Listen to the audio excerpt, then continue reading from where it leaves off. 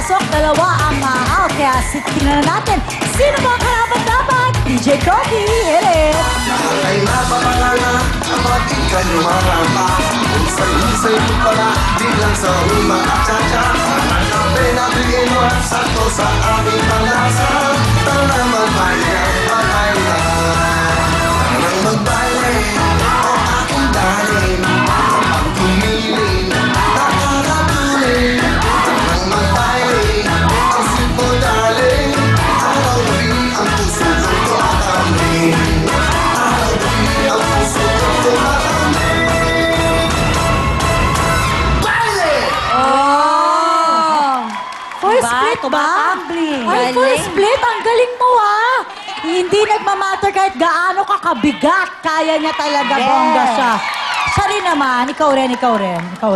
Tita, yes, go. Eto na. Sa batch na to, dalawa papasok. So, tawagin na natin ang mapalad na papasok. Ito ay ang mga taga San Mateo, Rizal. Alright. O ate, tayo na po tayo. Murong po tayo ng konti. Okay, ayan. Murong po tayo para malaman natin. Dahil ngayon naman, i-announce si Tita Ana kung sino ang isa sa maa-out. Naku. Yes, good luck sa inyong tatlo. Ang unang maa-out ay ang mga taga Mandaluyong. Maraming salamat po. Mga ate, huwag na kayo malungkot dahil makakatanggap pa rin kayo ng 5,000 pesos.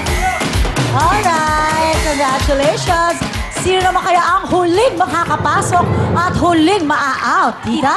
Yes, yes, dalawa na lang sila. Good luck. Ang huling papasok ay ang mga taga Mariveles